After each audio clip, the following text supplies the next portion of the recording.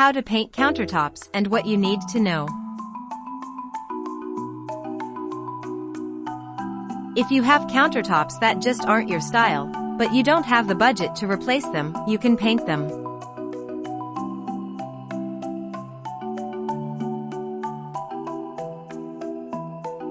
I painted my old countertop. It was the 1970s yellow countertops nearly 4 years ago, and have zero regrets. I didn't like the color, and I need to do an update with budget-friendly makeover. And it looked 1000% more like my style when I finished. My husband was skeptical, but at the end he did love it. So I started looking for affordable DIY countertop options. And I quickly decided I wanted to use countertop paint to mimic the look of marble countertops. Is painting countertops a good idea? Yes. If replacing countertops you don't like is out of your budget, I think painting your countertops is absolutely the way to go. But let me emphasize, you need lots of patience. FYI, it does have a powerful odor. You will need to vent your home, and if you have kids, I recommend not have them in the house for a day. The biggest pro is that it's an incredibly cost-effective way to give an entirely new look to your counters.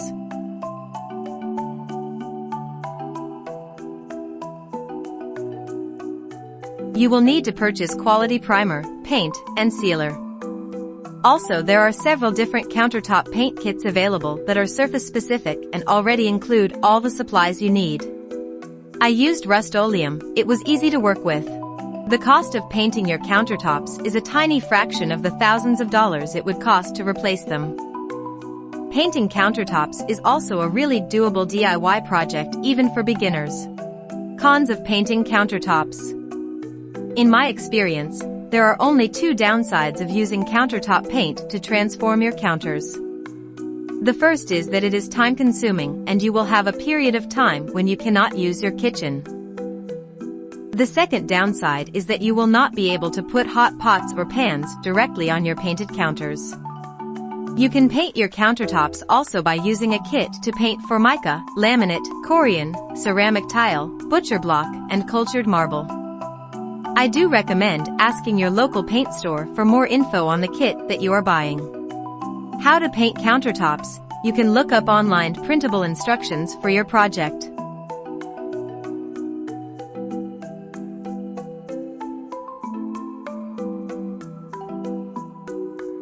Phase 1. Prepping and cleaning. Remove any silicone caulking and clean up any caulking residue with rubbing alcohol. Step 2. Clean and prep your surface. Every type of surface should be cleaned with a scouring pad to remove any grease and dirt. You also need to clean your counters with lacquer thinner and then wipe them down with rubbing alcohol. Don't worry, it's quick and easy. Step 3. If you have any deep gouges, seams, or other imperfections in your counters, fill them with wood filler and sand the filled areas once they are dry. Clean the dust off with a damp cloth. Step 4. Tape off any obstacles and borders that you do not want to get paint on, such as your stovetop, the edge of your cabinets, etc.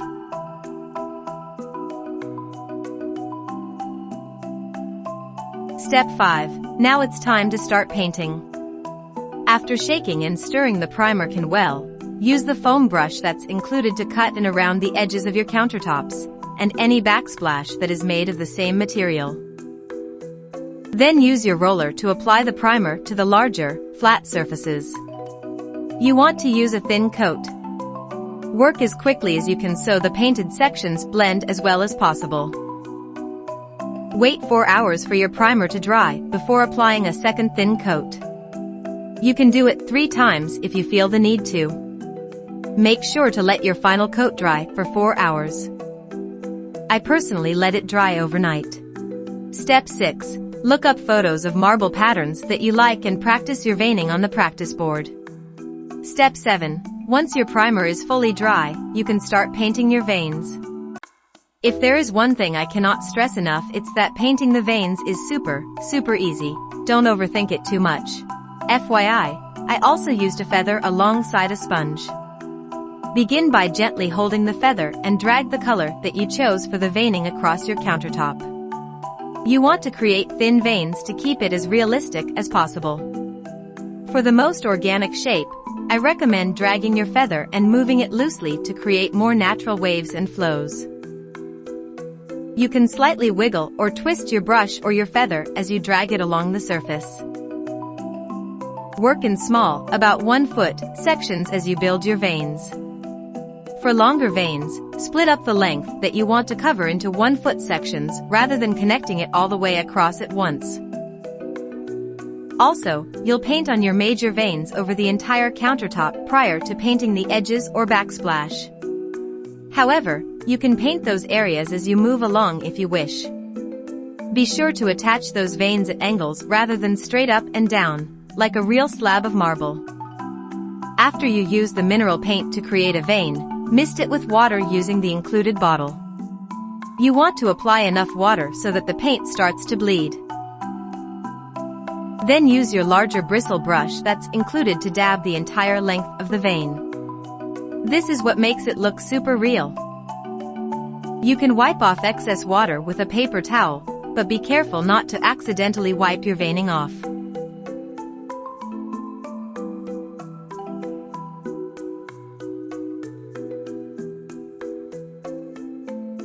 After you've coated most of your countertops, pour a small stream of epoxy close to the edge of your countertops. Then use your roller to spread the top coat on the edge of your counters.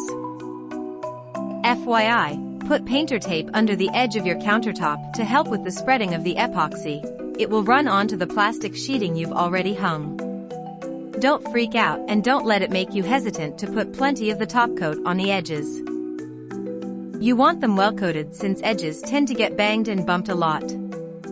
The top coat will continue to drip off the front edges of your counters for about 30 minutes to an hour while the epoxy self-levels. If you have a section longer than 6 feet, like we did, mix your next batch of top coat right after finishing your first batch and start applying it to your next section ASAP. You want the epoxy top coats to flow together where your 2 sections meet. You also want to look for lint, air bubbles, pet hair, etc. in the top coat. If you find any, use tweezers to pull it out, or pop air bubbles. Don't worry about disrupting the top coat, the area will continue to self-level and will fill back in.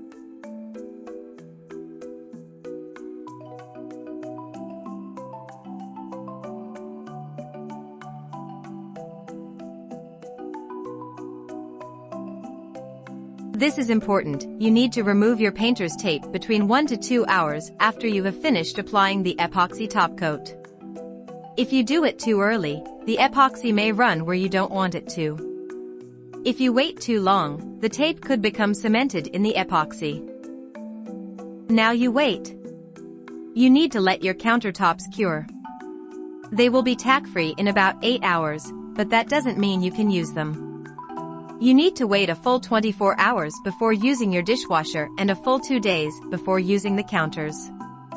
Wait the full cure time of 7 days before placing anything heavy like a mixer or blender on your counters. Optional, I used a satin finish so there is a slight sheen, just like you would see on a honed marble countertop, and I took some silver sparkle and lightly sprinkle it on top of the countertops. After the full 7-day cure time has passed, you absolutely need to caulk around your countertops for a fully finished look. And look at how polished and perfect they look after caulking. It's worth the extra effort, I promise.